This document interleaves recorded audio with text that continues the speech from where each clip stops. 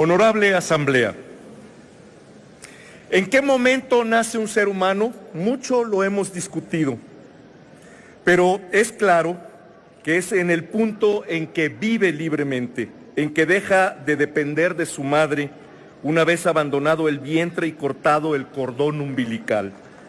Se puede hablar propiamente en ese instante de su nacimiento. Pero nos preguntamos, ¿en qué momento nace un país? Y parece que las cosas se complican. Y se complican tanto que los tabasqueños y los veracruzanos hasta el día de hoy seguimos discutiendo si Cortés fue para un lado o fue para el otro. Y seguramente mucho tienen que ver ahí las termitas, el jején o el comején, como lo conocemos en diferentes regiones del sureste. Y seguramente también tuvo que ver las inundaciones y el humedal tradicional de esa región de nuestro país. Hay quien puede decir que en el primer momento en que un ser humano ocupa un territorio es cuando nace un país. Otros afirman en que es cuando se tiene una primera cosecha allí. El criterio para unos más es cuando se hace una construcción permanente, sea militar, comercial o civil.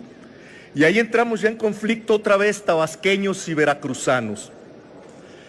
¿Por qué? Porque Cortés dejó hombres, dejó un establecimiento militar primero en Santa María de la Victoria, en Tabasco, y luego, algunas semanas después, fundó el primer cabildo del continente americano.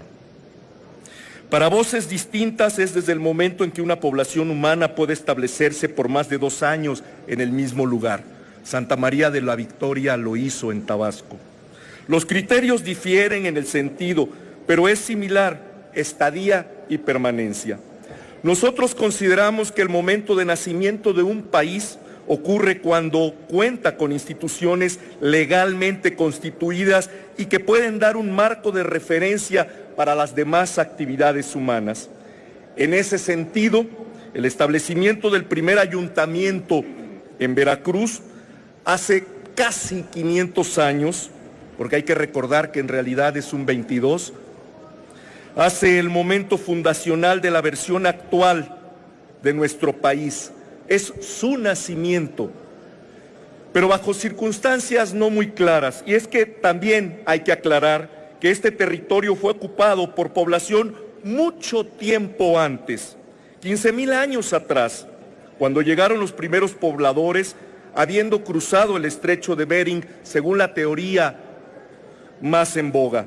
Sin embargo, hay que reconocer que tenemos poblaciones originarias de diferentes sangres y con diferentes ADNs en el territorio del continente americano. Tenemos el inexplicable carácter de los olmecas a través de sus cabezas que compartimos tabasqueños y veracruzanos. Tenemos también los grupos preincaicos que tienen sangre polinésica. Tenemos también muestras de sangre china en California, tanto del lado norteamericano como del lado mexicano, y no tiene que ver con la integración de los chinos a finales del siglo XIX y principios del XX.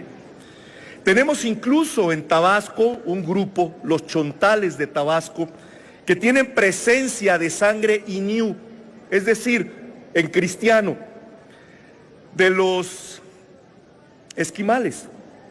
¿Cómo llegaron allí? ¿Cómo se mezclaron? ¿Cómo tenemos una pluralidad multiétnica en el continente americano? Y esto sucedió no hace 500 años, en los últimos 15,000. Las primeras construcciones en la región datan de hace 2,000 años con los olmecas. Entonces, si hay gobierno, construcciones, agricultura y asentamientos desde hace por lo menos 4,000 años en Mesoamérica, ¿por qué considerar la fundación del país hace apenas 500 años en Veracruz? Es un tema sencillo, además, aunque nos pareciera rocambolesco, pero creo que el primer ayuntamiento de América que se establece allí tiene que ver más que nada con un principio de traición, de poder, de economía y de política. Cortés necesitaba cortar el cordón umbilical que le conectaba con Cuba y su gobernador para poder levantar la mano y decirle al rey de España que ya había un nuevo responsable en este proceso. Así que ya empezamos mal, desde ahí mismo. Y eso ha marcado los últimos 500 años de este país. Y si no lo podemos ver con los héroes que en la revolución cada uno fue matando a su antecesor. Lo podemos ver en todo el siglo XIX, que el único interés era la silla embrujada o la silla maldita presidencial. Entonces, ¿por qué no considerar a las civilizaciones prehispánicas como punto de partida de nuestro país? Porque el ayuntamiento, el municipio libre, 500 años después de fundado el primero en Veracruz, sigue siendo la base de la organización política y administrativa de este país. Pese a algunos cambios y ajustes, esta figura legal sigue vigente en el México de hoy. Es decir, el marco legal vigente tiene como un antecedente válido a ese primer cabildo municipal que se forma en Veracruz. Esta institución ha sobrevivido los procesos históricos de la conquista, la colonia, la independencia, las intervenciones extranjeras, los dos imperios, la guerra de reforma, el porfiriato, la Revolución Mexicana, el México moderno y contemporáneo y lo que va de este siglo XXI. Y en todos ellos la autoridad municipal sigue estando presente y sigue siendo la figura más cercana a los pobladores. Aún hoy, les recuerdo que en cada 15 de septiembre el secretario del Cabildo Municipal es quien lee el bando solemne y después el presidente municipal sale al balcón de su palacio para darle el grito que rememora, el grito que dio Hidalgo y que nos hace recordar que pese a todo, México vive otros años más. Por lo anterior, y si consideramos que el país actual, con su marco jurídico, nació en Veracruz hace 500 años, estamos celebrando hoy 5 siglos de fortaleza institucional y de una figura que, pese a las centenas de años transcurridos, es la base de este país. Una de las ciudades con más relevancia en las luchas por las libertades de nuestro pueblo es precisamente la ciudad y puerto de Veracruz. Es cuna de una civilización y origen de una historia que hoy seguimos escribiendo. El próximo 22 de abril se conmemorarán los 500 años de la fundación del primer cabildo español, bueno, castellano en rigor, en aquel entonces. Hay que recordar que es el Reino de Castilla quien paga el proceso de conquista y colonización.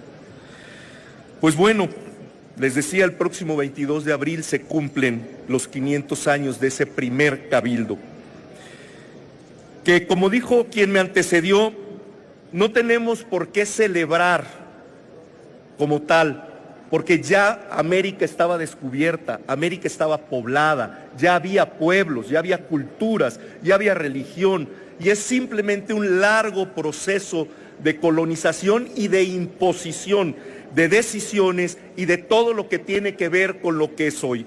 Pero no podemos seguir trabados en el pasado, no podemos seguir negándonos a dar la vuelta a la página. Es el momento, con este tipo de celebraciones, que tenemos que tomar conciencia, hacer una profunda reflexión y desde ese punto empezar a construir el futuro que necesita urgentemente este país.